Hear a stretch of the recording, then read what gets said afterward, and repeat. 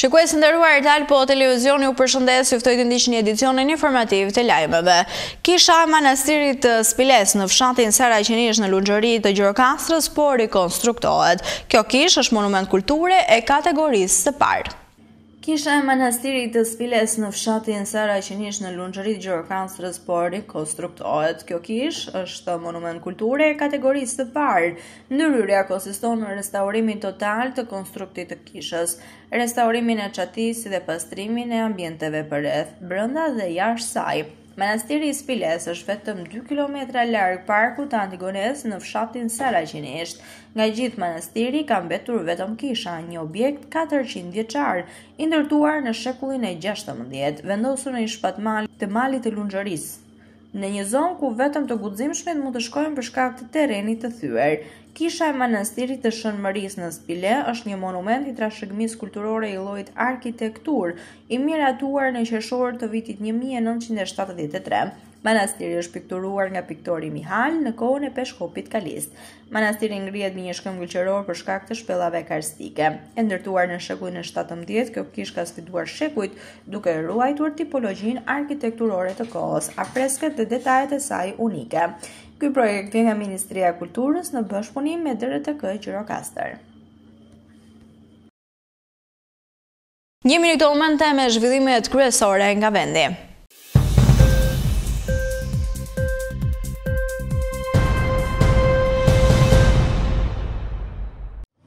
Në fillim të vitit 2023 në Bashkimin Evropian jetonin 27.4 milion persona që nuk ishin qytetarë të Bashkimit Evropian, sipas të dhënave të Eurostat. Këta përbënin 6.1% të popullsisë së Bashkimit Evropian. Në vitin 2023 u regjistruan 25 shtetësi jo të Bashkimit Evropian, që secila përbënte të paktën 1% të gjithë rezidentëve jo të Bashkimit Evropian. Komunitetet më të mëdha që jetojnë në BE pa patur shtetësi të një vendi antar ishin shtetasit Ukrainës 11.9%, turqit 7.6%, maroken dhe sirian 5.3%. Ndërkohë shtetasit kinez, përfshirë Hong Kong dhe rusët, zinin përkatësisht 3.9 dhe 3.3%. Shqiptarët renditen në vendin e 9 me rreth 2.3% totalit të huajve që jetojnë në BE, pas Indisë dhe Mbretërisë së Bashkuar. Shqipëria është e parë në raport me popullsinë përkatëse.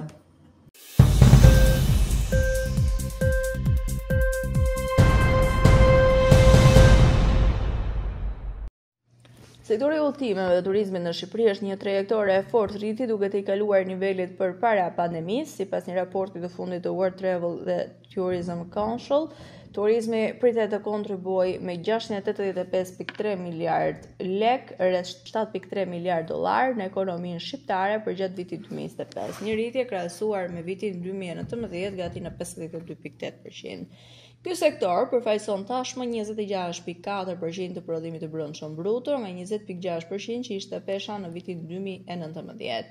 Me mbi 80% të shpenzimeve në turizëm që vijnë nga vizitorët ndërkombëtar dhe mbi 90% të udhëtimeve që realizohen për qëllime çlodheje, Shqipëria po shfaqet gjithnjë më shumë si një destinacion i rëndësishëm turistik në Europë. Nëse rritja në raport me madhësinë e ekonomisë është e fortë, efekti në punësim nuk është aq i lartë. Pesha në ekonomi pritet të ngadalësohet në dekadën në vijim. Teksa turizmi në vend është në ditët e tij më të mira, pritet një ngadalësim i tij në dekadën e ardhshme. Në vitin 2035, kontributi i turizmit dhe udhëtimeve në ekonomi pritet të bjerë me 23.9% të prodhimit të brendshëm bruto. –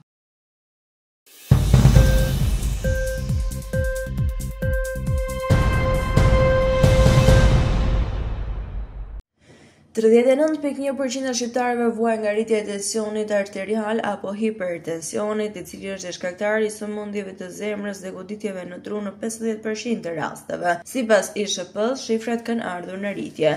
Maj njihet si muaji i rrisimit për të matur presionin arterial, pasi është parë që shumica e njerëzve me hipertension ose nuk janë plotësisht të vetëdijshëm për faktin që kanë presion të lartë gjaku dhe si pasojë janë të patrajtuar, ose janë në drejtim që nuk kontrollon në mënyrë efektive gjendjen e tyre. Ekspertët thonë se një individ me presion të lartë gjaku nuk ka simptoma të dukshme, ndaj matja e PA është vetëm mënyrë e saktë për të identifikuar hipertensionin.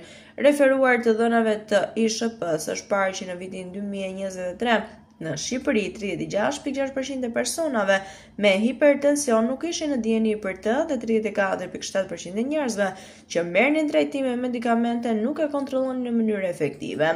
Nëse diagnostikohet mjaft herët, hipertensioni mund të menaxhohet nëpërmjet mbajtjes së një stili jetese të shëndetshme ose nëpërmjet përdorimit të medikamenteve për të kontrolluar hipertensionin në mënyrë efektive.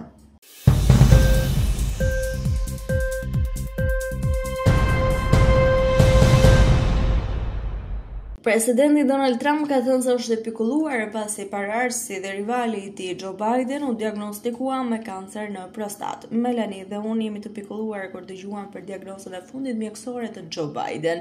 Ne urojmë atij dhe familjes së tij shërim sa më të shpejt, ka thënë Trump në Truth Social. Një zëdhënës i Biden tha të dielën se diagnoza u zbulua të premten pasi mjekët gjetën një nyje të vogël në prostatën e tij, e cila kishte nevojë për vlerësim të mëtejshëm.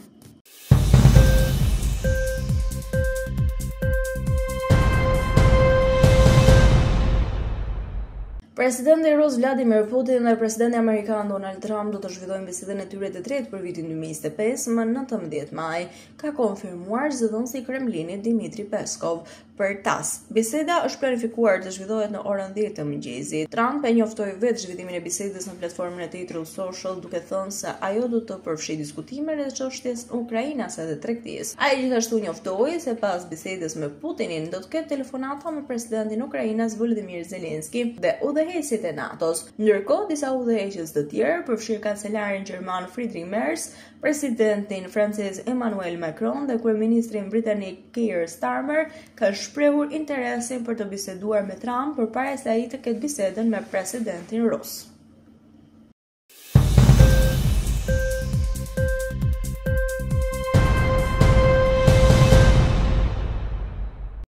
Izraeli ka propozuar një armë pushim 60 ditor në ripin e Gazës në këmbim të lirimit të gjysmës së pengjeve izraelite të mbajtura nga grupi palestinez Hamas.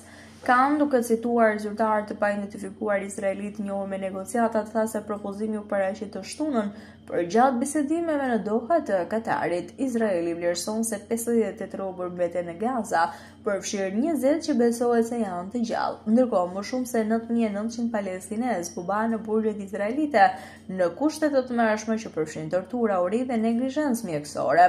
Oferta thuhet gjithashtu se bën thirrje për negociata gjatë anëpushimit mbi të ardhmen e luftës, duke përfshirë çarmatosjen e fraksioneve të rezistencës palestineze dhe dëbimin e udhëheqësve të tyre.